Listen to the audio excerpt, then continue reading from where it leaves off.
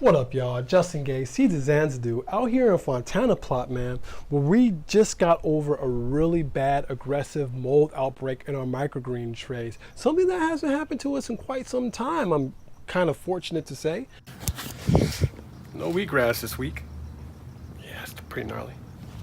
Nevertheless, whenever there's mold, there's right about 4 different areas I like to go and check on to make sure that we're not to blame for the mold, and before I start blaming any seed companies.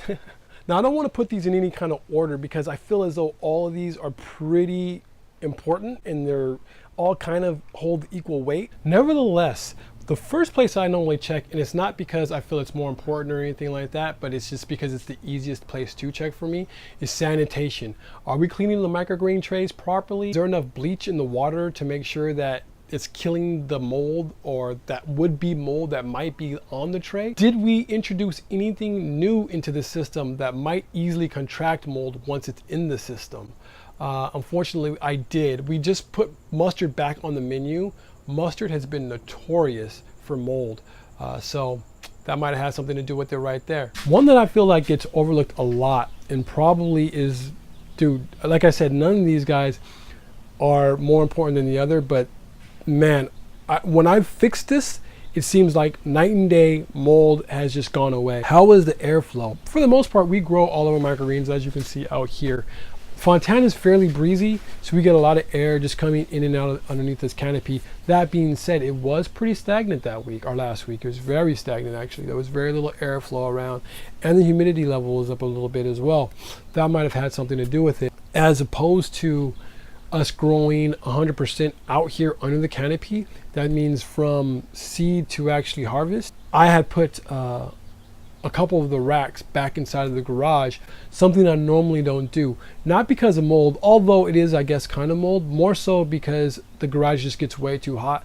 And what happens with your brassica seeds is that they just get cooked. Just like they're pressure cookers, right, inside those stacks. And that's normally when it's like over 100 degrees or in the high 90s. I normally do not like to put the microgreens inside of the garage, but we have been getting just nailed by birds. So I decided to put them inside the garage for a little bit of time in hopes to kind of not get hit by birds. That worked, but nevertheless, we did get hit by the mold. So lately what we've been doing to kind of remedy against any bird attack or possibly contracting any kind of mold is we just wrap our microgreens up under just insect netting for the most part, and it's really been doing the trick. Haven't really had too many problems with birds. They'd still kind of figure out their way in, but at the same time, the mold is a lot less. Seeing that the temperatures are finally starting to drop, especially compared to the week that was in question, I'm gonna go ahead and leave these microgreens in here just for the next couple days. Nevertheless, the fans are on, and we got a lot of proper airflow just kind of coming through the garage, making sure that the air isn't going to be stagnant in here and keeping these guys safe from any would-be mold, or doing our best to do so. Now, the idea with the fan is that the air that they're generating is going to keep any would-be spores from landing on our microgreen trays and then creating a problem for us later on. Nevertheless, the fans were off. So basically, you have to remember, warm, moist compost inside of a dark garage being inside of a stack with newly forming germinating seeds giving you freaking organic matter, yeah, you are now creating the perfect habitat for mold. So your airflow is very important. Like I said, those fans weren't on and we didn't have them outside, so that could have had a lot to do with the mold outbreak that we got, especially seeing that it crossed over pretty much all of our varieties. There's all these little subtle nuances, especially right at the sprout stage, that could really make or break your microgreen harvest. Another thing that you really need to look out for is seeding densities. You really want to find the seeding density that's going to work best in your climate. I play around a lot with our seeding densities. Like right now, our red cabbage and brassicas are pretty much being done at like a 60 mil, while our radishes are being done at 80 mil. That's during the hottest part of the year. Later on, I'll start cutting back some of those seed densities just because now all of our trays will be inside that garage because that's the warmest place, and I need it to be warm to actually help the seeds germinate that much faster. Like I always say, the longer that the microgreens are in the tray, the more of a chance they have to catch mold. By me cutting back the seeding densities, what I'm hoping to do is, because they have to stay inside that stack a little bit longer, is now making it to where they're not just so on top of each other. During the summer, they spout pretty fast. Everything can get rooted in pretty quick. This year, I'm actually going to be rolling them back just a couple mil. It doesn't take that much. I just want to make absolutely sure that I am not overlapping anything. The thing is when you're taking trays out of the stacks during the winter, as opposed to when you're taking trays out of the stacks in the summer, is that the ambient temperature is way lower in the winter, of course, right? The ambient temperature plays a crucial role as to the development, the further development of the microgreen.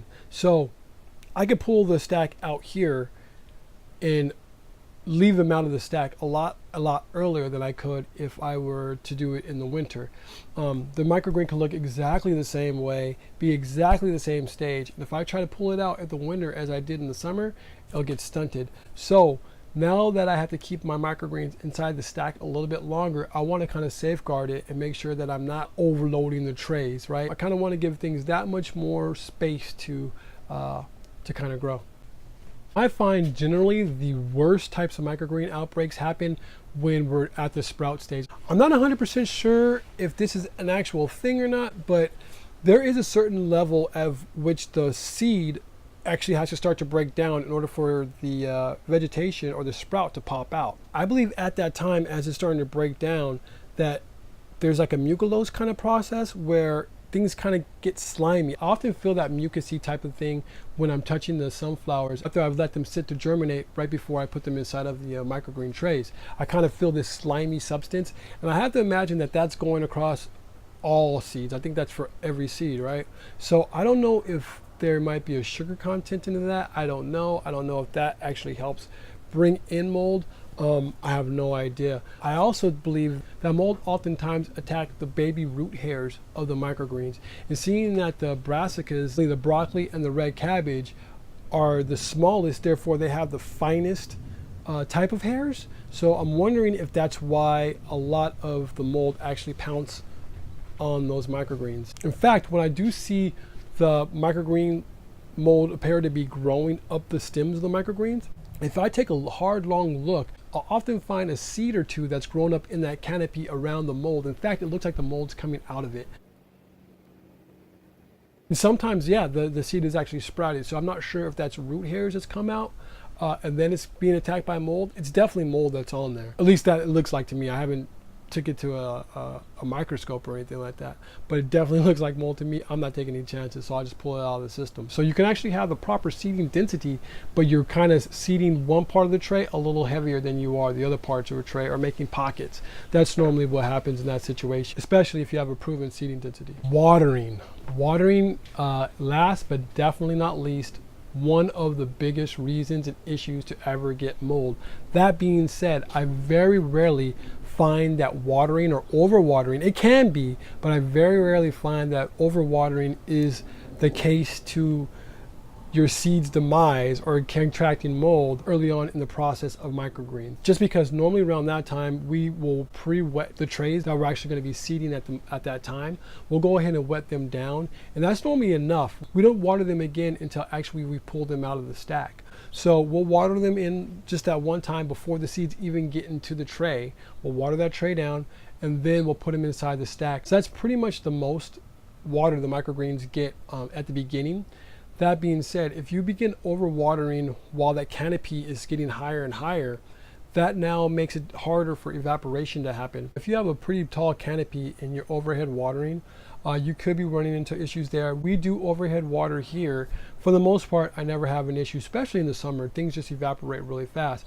But when your canopy gets high and you overwater, it makes it to where it won't evaporate fast enough. And yes, again, now you've created another very moist, warm place for mold to actually thrive. So you have to be careful with overwatering when it comes to bigger canopies. Another thing is, if your microgreens are getting too long and for whatever reason you might have missed a water, or they just need to be watered, and you go to overhead water them, what ends up happening is that they all lay down, and that kind of creates a blanket, right? It makes it a blanket shielding the soil where their roots are, So basically what can end up happening is that now you just watered this blanket of microgreens.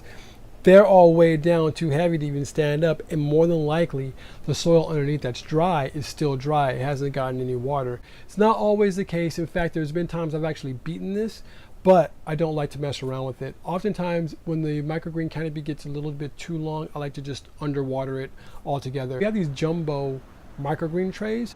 They actually will hold 4 10, 20 trays in them, so you can actually do a lot at one time if you need it. Those things have gotten me out of tons of jams. You can get them at Greenhouse Megastore. The smaller the seed equals a smaller stem, which equals a more fragile microgreen, which normally equals mold if you do overwater them. They rot out way faster than something like a sunflower or even a radish. All right, y'all, that's gonna pretty much do it for me. Don't forget to rate, comment, and subscribe. And if you want to keep up with what it is that I'm doing, you can follow me on Instagram and theseedsofxanadu.com. I'm Justin Gay. This is The Seeds of Xanadu, y'all. I gotta finish harvesting these peas. Thanks for watching, man. Peace.